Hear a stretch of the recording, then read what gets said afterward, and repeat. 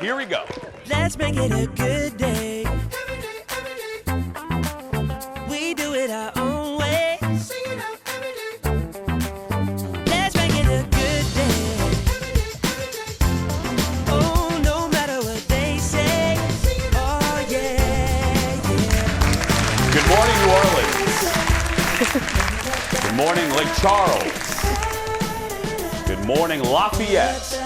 All cities, Louisiana.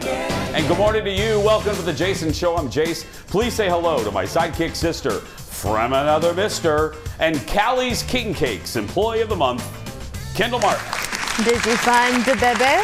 Did you find the bebe in the king cake? Yeah, did you find it? Good morning. Good morning, happy Mardi Gras. Happy start of Mardi Gras. We look so Mardi Gras-y. Yeah, I've never worn this combo. I've worn this is my my Joker suit, people call it, my purple suit.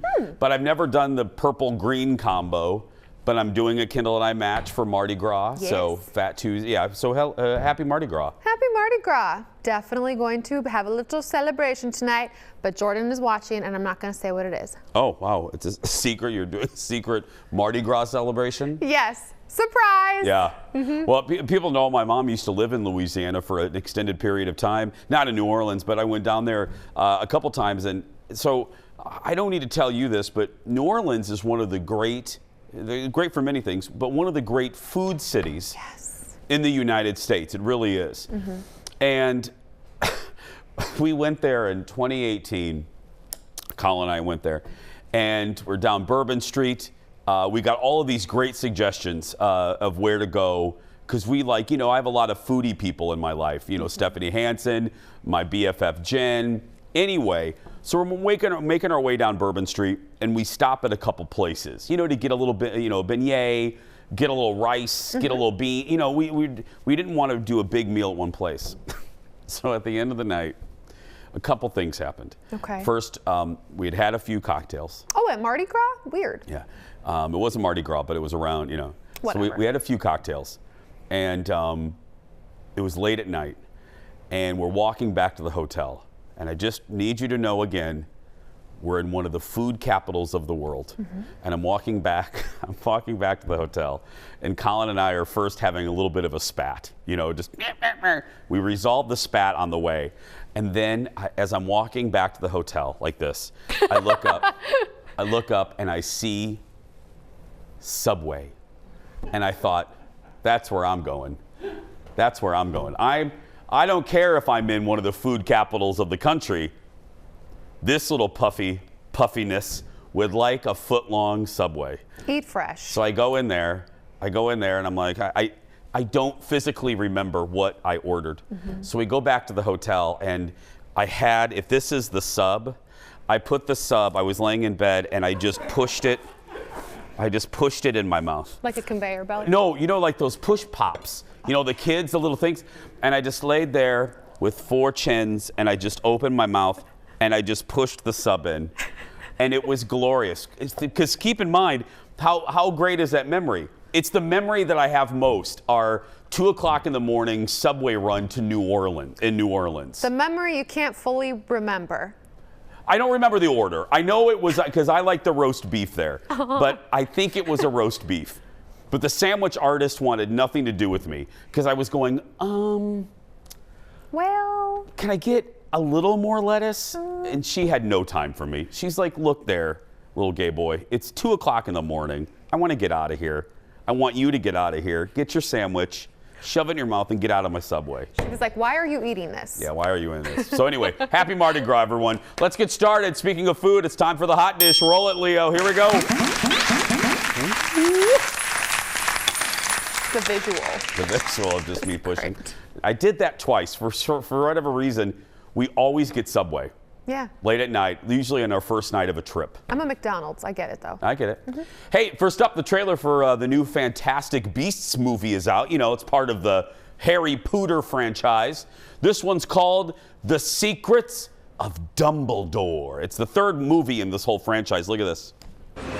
I'm sorry to disturb you, Albus, but I've just received troubling news. Tell me, what is it? It's Grindelwald. Our time is closed, my brothers and sisters. Our war with the Muggles begins today! The world as we know it is coming undone. If we're to defeat him, you'll have to trust me. Mr. Kowalski, we need you. I said I want an out and I want out. You do know I'm a witch, right? Dumbledore asked that I give you something, Jacob. This is the team that's going to take down the most dangerous wizard in a century. Who wouldn't like our chances? No one can know everything, not even you. What you're doing is madness. With or without you, I'll burn down their world. Yes. So, Johnny Depp was the original Grindelwald, the evil wizard. But then he was alleged to be a Merv perv. Alleged. So then Warner Brothers was like, no, Merv perv. Gotta go. We need a new wizard. So we got Mads Mikkelsen, who I love. Yes. One of my favorite shows that didn't do that well, and one of my not guilty pleasure, but my Hannibal.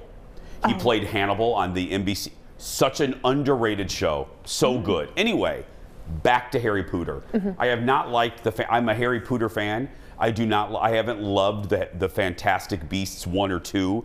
This looks good. Your thoughts? I agree. I like that they're not trying to make both Grindelwalds look the same. Like, he's not doing the Johnny Depp look. Yeah. And I think that it's risky, but it works. Kind of like when the gentleman who played Dumbledore passed away before the third movie. They just kind of were like, this is new.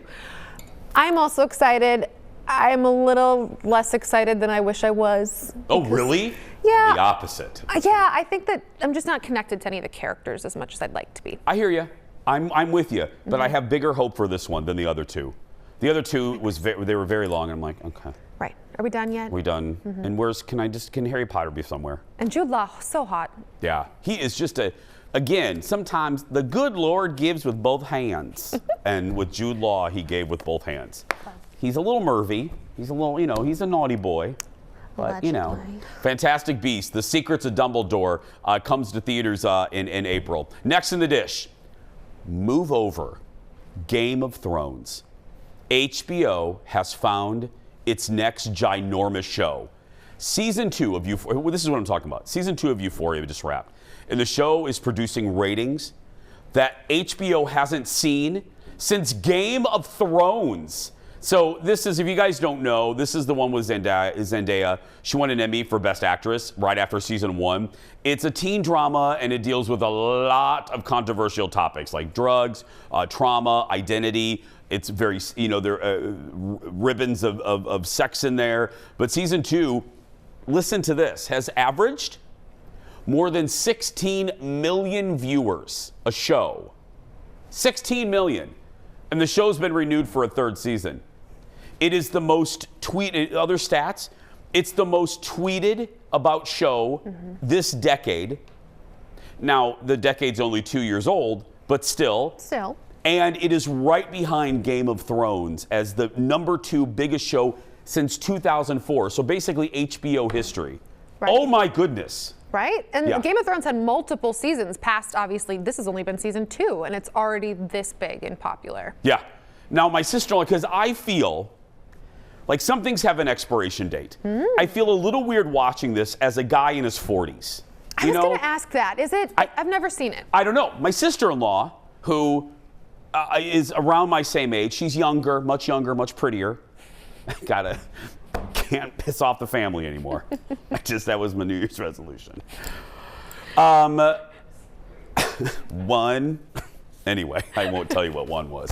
But she's much younger, much prettier. But we're the same kind of era. She doesn't feel weird to watch it. My nieces love the show, but then again, they're nieces. They're in college and high school. I don't know if I should be watching this. Interesting. Because Ted kind of said this. He said he liked it, but you have to be in a certain kind of mood to watch it. It's dark. Kind of heavy. Ted said it was dark the first couple, and so did sister-in-law. Next, and speaking of HBO, another breakout show from the home box office, White Lotus. We all loved it. And one of the show stars from season 1, is coming back for round 2. HBO has confirmed. My friend, I love this woman so very much, Jennifer Coolidge. I want her to be my friend. She's gonna. She played Tanya, who was, always a little bit tipsy and always a little bit confused, just like Kendall and me on a weekend. Production for season 2 is underway in Sicily. This time it's gonna follow a similar format like season 1. It's all about people coming to a resort, same company. And this one's going to be that same company's Italian property. And the only returning character will be Jennifer Coolidge. I like that they're doing that, to have a character that's the thread. And who's better than Jennifer Coolidge to do that? I hope that they have some Sicilian, like, mobster godfathers in this. I mean, if you're going to Sicily, there has to be some of that in there, right? No? No. I don't want the Godfather meets White Lotus. I don't like mob stuff. No, I don't know. But I feel like you could have that and then have it just. No. Okay, sorry. I mean, just because you're in Italy, doesn't necessarily mean they're going to be, But it's Sicily. That's where like the whole thing started. No. But okay, fine. Either way, I'm happy she's in this. It was one of my favorite shows of the last 12 months. I'm gonna watch it now because they're doing it. Yeah, that's right. Top 15 of the last. I wouldn't say 2022 because hello, it just started, but. Anyway, can you believe? And it's March, by the way. Happy first day of March. Hey. That's right. And we won't have another sunset that is after 6 or before 6 until November. Thank you. That's good news, isn't it? We need some good news. Thank you. Thank you, Abraham. Thank you. That deserved applause. These commercials deserve an applause, too. We'll be back right after this. Stay with us. The dish isn't done. Coming up next. Chris looked worse than I'd ever seen him. Better Call Saul star Bob Odenkirk opens up about his close friendship with the late, great Chris Farley. Then, I'm a fish out of water again. This time, I'm putting on my dancing shoes to learn, I don't know how to dance. kinda, how to swing dance. And it's Kendall's turn to tell us her neighbor nightmare story. Yep. That and more when we come back.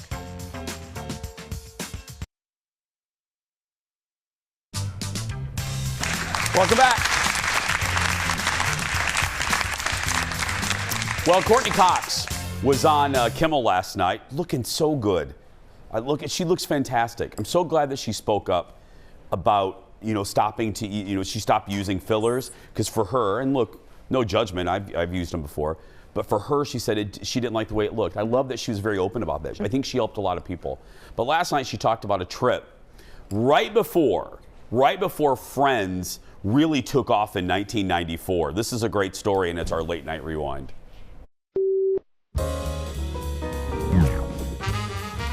This is, I know a little bit about this story here. This is like you and your castmates from Friends, all of whom are still your friends, which is so weird, but it's your first trip before the show went on the air, right?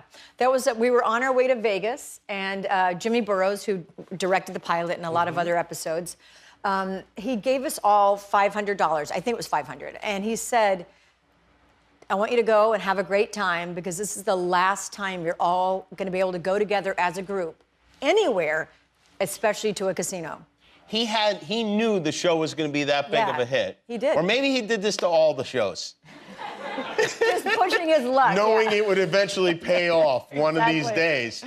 That's a great crazy. line, right? And was it a great trip? It was a great trip. I lost my $500 within about 20 minutes. What were you playing? Do you remember? I'm just the worst at it. Robbie Roulette, and then when you have to add 21 or something, and I can't add fast enough, and I'm like... I hear you, Courtney. It is one of my all-time favorite kind of behind-the-scenes TV history stories because the show was put into development. This is, 93, 94 at NBC, and a couple networks passed on it. And if memory serves me right, our network passed on it, passed on Friends. And then they did the casting, and Jimmy Burrows, if that name isn't familiar to you, he directed Cheers. I mean, right there, Will and Grace. He's a legendary Taxi. I mean, I could go on. Cheers. He's the creme de la creme of TV directors. No offense, Leo. I'm talking sitcoms. But And Jimmy saw the show, saw the casting, the pilot, and this was in an interview, he said he actually did know. Jimmy made a joke that he did that with all the shows. No, he looked at that pilot and said, this is one of the most perfectly cast shows I've ever been involved, and this is going to be a monster hit. And it was. Almost out of the gate. Almost out of the gate. It was giant. And you were 5 when it was, started, but it's lived to still be so big and huge. Yeah. I mean, I watch reruns of it all the time, yeah. And they did do that trip, and he also used it as a bonding trip. He's like, I want you guys to bond on this trip. It's just so good. Next in the dish, a big shakeup in the broadcast world. So here's the deal. The executive producer for The Late Show with Stephen Colbert, his name is Chris Licht, and he's leaving. Now you're thinking to yourself, why do I care? I mean, now if executive producer Jeff was leaving, then you would care. But why do I care that this dude is leaving? Well, he's leaving to become the new head of CNN, the new bigwig. And Colbert paid tribute to his EP last night. Look. On a personal note, Chris, 6 years ago, when I met Chris over drinks, he seemed right for the job. But, and this is true, I wasn't sure whether I would like him, if we would become friends. Because we're all show folk here, and Chris is not. But I could tell he was right for the job because even though he came after some pretty prominent positions already, I mean, Scarborough country, he arrived knowing what he didn't know, which was anything about comedy or show business. So he approached the job with a level of humility that is rare in executives. But here's the thing. There are bosses, and then there are leaders. Bosses tell you what to do. Leaders work as hard as you do to do what needs to be done. And that's what you did. And that is why... Boy, isn't that the truth. So if you don't know, so Chris, the reason he's perfect for this job is because first, he turned, not Scarborough country, but he did, but he turned Morning Joe into a giant hit over there on NBC, or MSNBC. And then he went over to CBS and did the Gayle King, Charlie Rose, I know, and revamped their morning show into CBS This Morning. And that's no small feat. CBS has been number 3, and they still are, but CBS This Morning has gotten tighter and tighter. CBS has been number 3 in mornings since Captain Kangaroo. Are you serious? I'm not even, that's not hyperbole. They have been mired in number 3. They've never been competitive, and they've tried every kind of show. Anyway, Chris, he made MSNBC a player in the morning. He made CBS a player in the morning. Then he went over to Colbert. And remember when Colbert first took over for Letterman? He wasn't doing well. Mm-hmm. They weren't letting him be Colbert. And what have I said 1,000 times on this broadcast? If you're going to have a host-based show, you got to form that show around the strengths of that guy. Chris knew that. He came over, and Colbert has been number 1 ever since. Mm-hmm. That's not an accident. Right. Chris gave Colbert the avenue to be his best. That's what an executive does. Stephen said Chris was a stickler for the rules and usually stayed out of the content decisions, except for one bit. Look at this. Chris showed me the minute-by-minute ratings after the last time Shriek and Joe was on the show. He pointed out that Joe made the record numbers of people turn away from our show, turn off their TVs mid-broadcast. People scrambled across their ottomans to find the remote to escape what we were offering them. And then Chris asked me, please never, ever have Shriek and Joe on again. And I said, okay. But he's leaving, so please welcome the new 9 p.m. anchor on CNN and Chris Licht's best friend, Shriek and Joe. Hey! Chris, I'm back! All right. Yeah, how's it hanging? All right, how's it hanging, brother? Bongo dongo! So Chris is going to take over at CNN after the big old Discovery Warner Media merger happens. And he's great for the job for all the reasons I laid out. Mm-hmm. He's a hard news guy. He doesn't love opinion stuff. So it'll return to CNN to hopefully what they were before, which is good for all of us. Next in the dish, Bob Odenkirk, from Better Call Saul and Breaking Bad, was on Howard Stern yesterday and talked about this. Well, first of all, we could do a whole segment of the great stories that he told Stern yesterday, but this one was real moving. He talked about the last time he saw his friend Chris Farley, because if you don't know, the two were friends since they were in Chicago together at Second City. Look at this. And I'm sure people had been telling him all weekend, what the hell's going on with you, Chris? Go to rehab right now.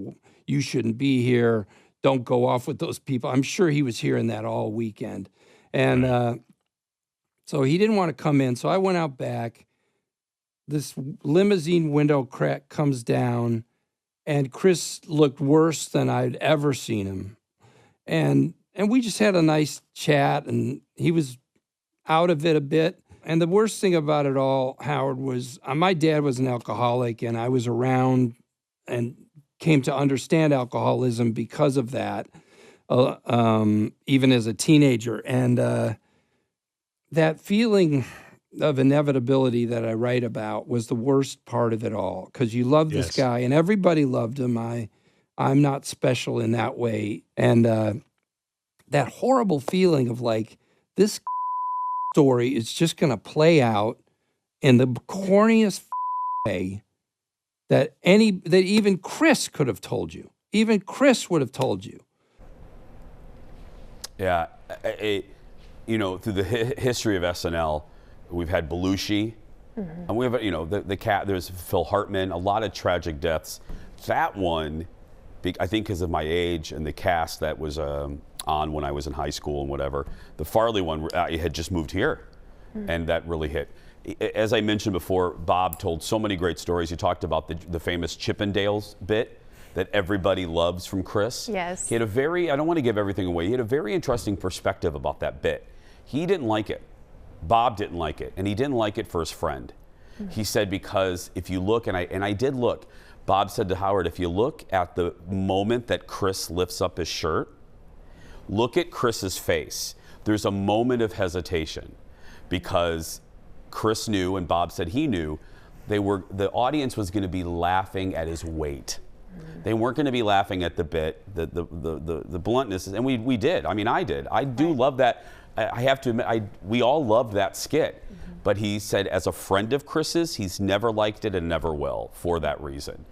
Wow. Yeah. Yeah, the little excerpts that have come out from this book have been really interesting. Yeah. I mean, just nice about Chris, too, but also just such a sad perspective of being his friend. Yeah.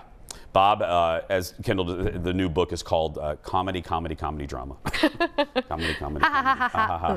Next on the dish, less than a year after coming out, former Bachelor Colton Underwood, I'm sorry, he's no longer on the market. Colton posted on Instagram that he's an engaged man. His husband-to-be is Jordan C. Brown, right there. The two were first linked back in September. They were in Hawaii together, and people are like, what's up with this? Colton called off his engagement to Cassie, if you remember, back in 2020.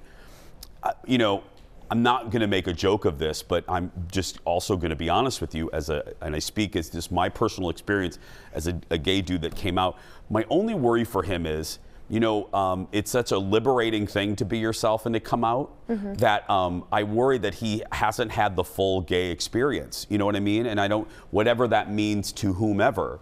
And I worry that because of that, will there be resentment down the line? I mean, there are no guarantees in any relationship, but because he went right from coming out to being attached, I worry about that. But you had an interesting perspective too.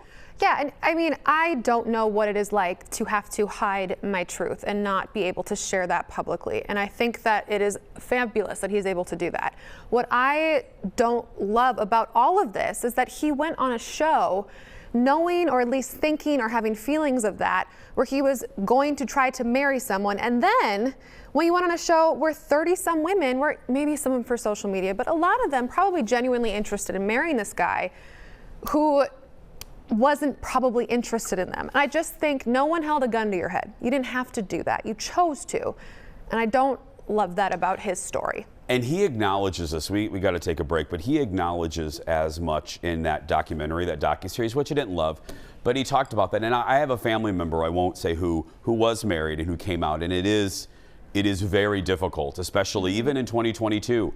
But he talked about the fact that it was, I think it was in his conversation with his dad, he said, The Bachelor was his last attempt at normality, societal normality. Right. And he's like, it was a desperate, can I do, I'm going to just try this one last thing. Right. Not fair to the women, but it isn't when you are unable to be yourself truly, that is desperation. I mean, you do, but believe me, I feel for the women just how I felt for the spouse of my relative. Right. I felt bad.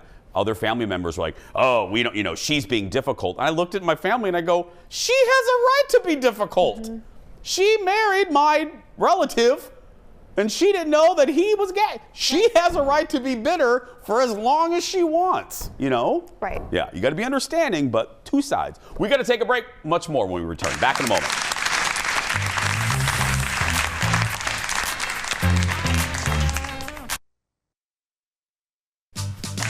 Welcome back. Hope you're having a really good morning or an afternoon if you're watching us in Wisconsin or Washington, I think, too. Kendall and the producers always like to make me feel horribly uncomfortable. And they know also, I said this at the beginning of the show, I have 2 left feet. So, of course, Kendall was like, this is great. She decided to send me to some swing dancing classes at TC Swing. And that is our latest Fish Out of Water.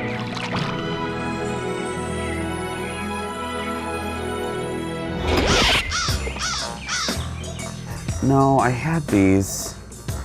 I haven't worn them in forever and a day, and I forgot that I had them, but I was like, wait a minute. These would be good for today's shoot. So Kendall is taking advantage of the fact that she knows that the stereotype isn't true. All gay guys don't know how to dance. Today I'm learning to swing dance. The only thing in my corner is the fact that I have comfortable, like my squishy clothes, and I have some kick-erse dancing shoes.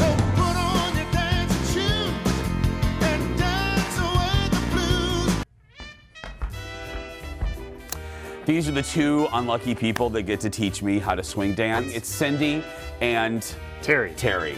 As you can see, I'm so nervous, I forgot Terry's name, and he literally said it 2 seconds ago. So I don't know how to move.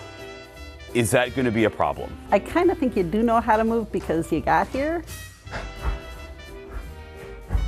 Did you guys meet swinging? Yeah, we met. That sounded weird. That's true, though. Did you guys meet swing dancing? We were swingers, yes. Yeah. No, I actually started taking her lesson back in 1997, and then I've been dancing ever since then, so about 25 years for me, and a little bit longer for her, but she doesn't look old enough to have. Yeah.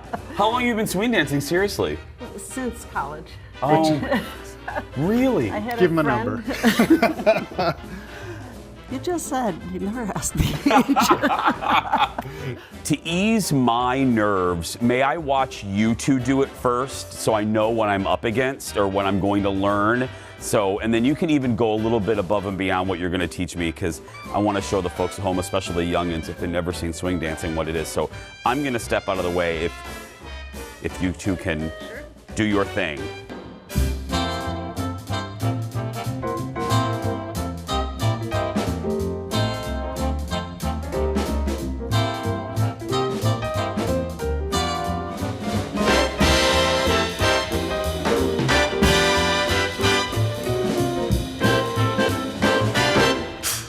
Very nervous. I just watched that.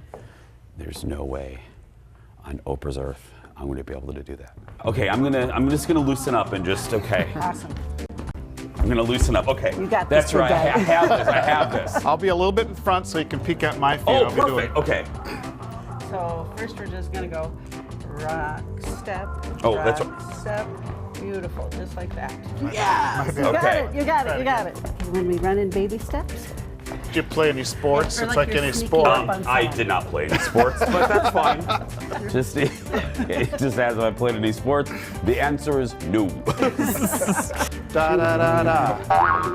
Oh. Nope, I lost. Okay, no, that wasn't right. One more. Left, right, left. Shoot. Left, right, left. That's right. Throw the frisbee. Frisbee. Oh. Okay. Left to left, right. Left to left, right. Beautiful. Now we're going to do the same thing. I got that! I got it! Okay, whew. Oh, my heart feels, okay, I feel better, okay. It's getting a little better there, a little better. You got some good stuff there. Okay. Yeah. Good ones in there. Yeah, I had a few good ones, okay. Okay, let's try it.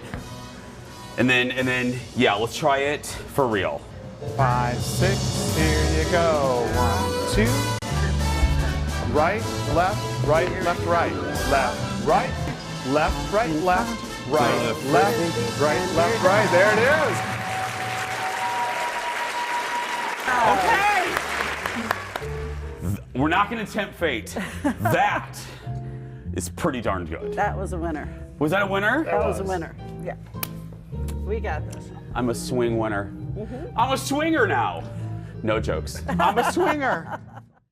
Barely. Kendall joins me again. How did you find them? Simple search. They had a ton of great reviews and they just seemed so nice. I didn't know that they'd met swing dancing. Yeah. But it's such a great thing to know how to do. I mean, go to a wedding or anywhere and you can dance. They were delightful. Yeah, they seem so cute. Yeah, it was so fun. So please go support them. I really did have a really good time. I got nervous. I really was sweating because I don't like to, I'm so competitive that I don't like to do things that I'm like, oh, I can't get this. No one likes to look foolish. Yeah, and I really do not. So, but they were very kind. Go to tcswing.com for more. And if you want to take classes, we'll post this a little bit later on social media. Neighborhood Nightmares, plus The Bachelor when we come back. Back in a moment. Wait till you hear Kendall's story.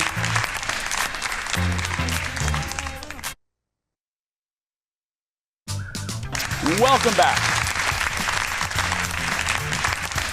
We're loving this series. Well, it is time once again for the second edition of our series, Neighbor Nightmares. And today, it's Kendall's turn to share her story about the mysterious broken fence. I love how you read that. It was funny. This all came about because you were talking about your issue with the dogs in your building. And right after, at the exact same time, I was like, Jason, something crazy just happened to me too. Jordan and I just got back from Florida, as a lot of you know. We were gone for a couple of days. Yeah. And the first day we were there, Jordan goes, your sister voice texted me like a 2-minute message. I'm like, I wonder if that was an accident.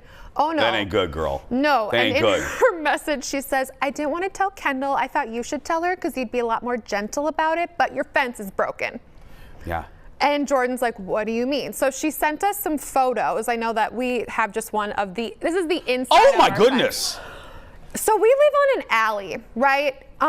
It's a short alley. People drive through it often. There are 5 driveways, okay? Okay. Mine and my neighbors, the ones behind us and the other people's, and then there's one sort of in the middle where about 8 different vehicles park. It's a lot of vehicles in one little spot, and that's where our fence is. So you have to get pretty close to pull out and get out. Yeah. So we're going, I don't know who else could have done this if it wasn't this driveway. And my sister said, yeah, I think I heard something too. We talked to said neighbors. Yeah. They have said they have no idea how that could have happened. And I said, because one of you backed into it. What do you mean? What did you really? Was there Jordan screaming? won't let me talk to them yet. I'm not allowed, so this is how I guess I'm doing it. But he is going to handle it as, you know, the personal injury attorney, car accident man that he is. So. Jordan is Colin in that situation because Colin would not let me. No. Because I would go off. Yes. And Colin constantly has to remind me, to Jason, Jason, you're a public person. Yep. You probably shouldn't be yelling at people. In public. I always say, even though they deserve it. Right. Yeah. I'm always like, just let me know when you want the kid gloves to come off. Yeah. Like, Mama's ready. Because can I speak for the crew? I watched everybody's faces. When the photo came up, floor director Evan made like a bowling reference. It looks like a bowl or a bowling ball went through your. And the way that it is it would be perfectly placed for a pickup truck if you would back in and accidentally hit it and then come back out. I love that Kendall did like forensic. I did. It's like you did tire track tracing. It just seems odd. I'm like, I've seen a pickup truck the same shade as the color on my fence at your house before. So it's really funny that you don't know how this happened. Holy law and order. Look at that. So well, I have an update from mine from yesterday. Yes, I've been waiting. So I told you about the neighbors. And this is a relatable to, I know a lot of you that live in condo units, the neighbor that waits in the vestibule, opens the door and lets the dog out because God forbid she and he get cold. In Minnesota. In Minnesota, lets the dog out with no leash. Well, so I did the segment here. I posted a strongly worded post on our building Facebook page. Colin called me this morning. She did it again. She did it again. No! She did it again. I'm like, you live in a condo building in downtown Minneapolis. Go out and clean up after your dog. Or two things. Don't have a dog or get a house with land where you can open the door and let your dog run free. How about them? How do you like them apples? Dummies. Anyway, tomorrow, our neighbor nightmare stories continue. Producer Ted talks about the woman who lived below him.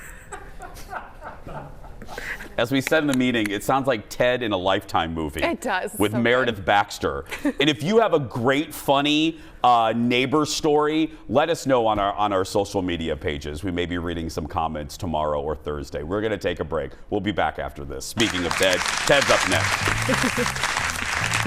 The woman who lived below him.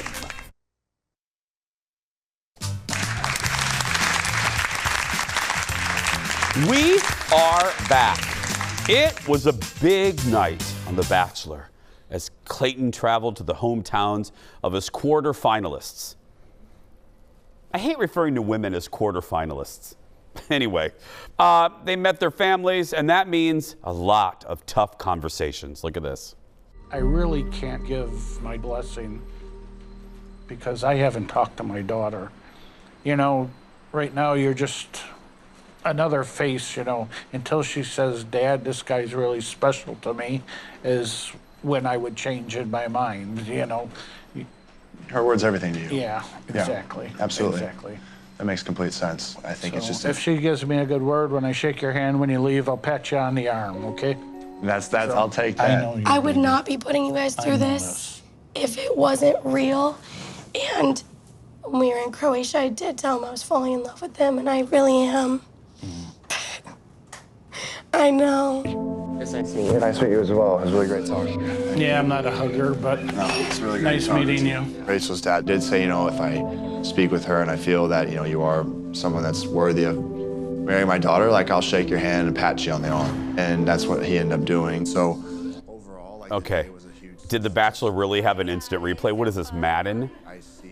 Well, it did confirm that Rachel's dad did, in fact, pat Clayton on the arm. It's all fun and games until the hometown dates, and that's when things get really, really real. Who gets the chance to go into the fantasy suite next week, and who will be sent home packing alone? We'll answer all of these questions because it's time for 23% of America Loves Ted. Joining us, 33, Ted. I read that wrong. 33% of America loves Ted. Thank you. Joining us from Bachelor Nation headquarters / the Fox 9 control room, producer Ted. Ted, let me speak for America. Oh, thank you, Abraham. Thank you, Abraham. Ted, I was laughing in the commercial break. Yesterday, I almost had a breakdown here in the studio. There were 2 people in the studio. Today, there are 47 people in here. I flood the studio with people. Everyone get in there. Yeah, they were afraid of me yesterday. Anyway, hey, I want to speak for the 47 people in here and all watching. Is that really her voice? It is. It is. And she doesn't have the worst voice out of all of them. Oh, my goodness. So. Okay. Well, Clayton and Susie and her mom. I hear her mom was very special. So you know, they do these hometown dates, and they're dating 3 other people. So you got 4, they're dating 3 other people, so you have to put on some, like, I love your daughter, but I can't really tell you that I love your daughter because I'm dating 3 other people. So Susie's mom says, do you love my daughter? And he dances around it, you know, basically like, I'm not in love with your daughter, but I could definitely see myself falling in love with her eventually. So she tells Susie that, and Susie's like, okay, good. Yeah. And so that's how that. Oh, that's uncomfortable. Yeah. It's like that mom, Ted, from Love is Blind. The mom from Shayna. What's her name?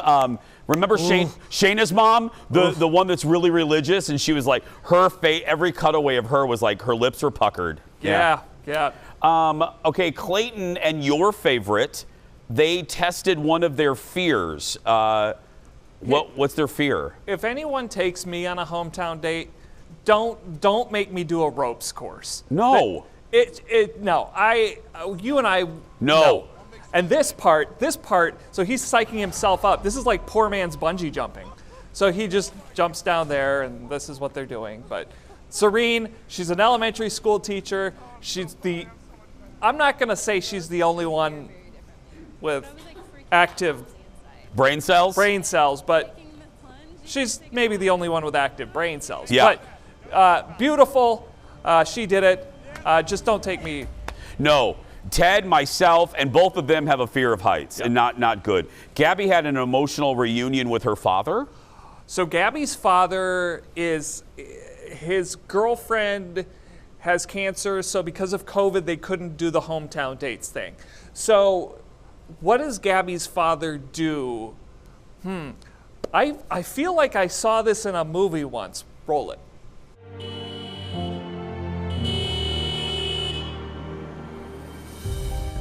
Oh, can you hear that? What the hell is that? What's happening?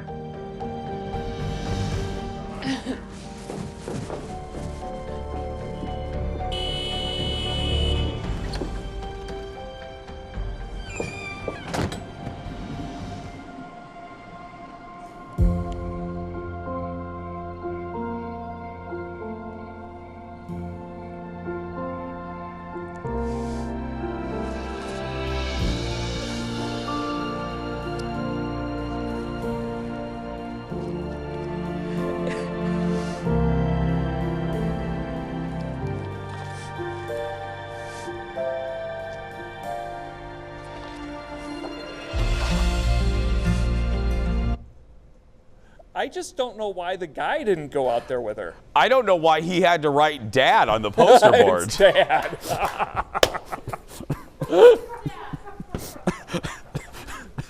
Who is that? Who is it? Oh, it's Dad. And then Ted, we got to go. But the best part, Ted, did you see the cutaway of Grandpa?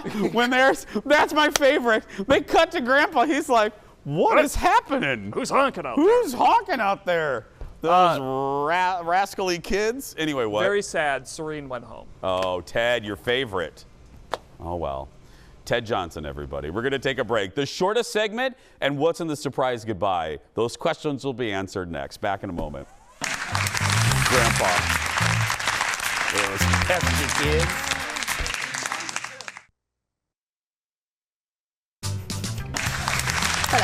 Classic. Welcome to Tuesday. Welcome to Tuesday, right? Welcome to this week. Ladies and gentlemen, it's time for the world's shortest segment. Hi. Colin Farrell was on with Ellen recently and chatted about what he does that makes his son really embarrassed. Look. And you're into, the short shorts, of course, you're stylish, are in now. That's what I didn't know they were in now, and my youngest son would disagree vehemently with you because he's mortified. He says, please, Dad, do not wear the short shorts. Is that how he says it? Yeah, kind of. He gets, and I tell him, but they feel good. Well, and let's be clear. If I looked like Colin Farrell, I would just be wearing underpants all day. All day. All day. We'll be right back. What's in the surprise goodbye? You're going to find out when we return. Seriously, I'd go to Target, go to Cub. Hi, everyone.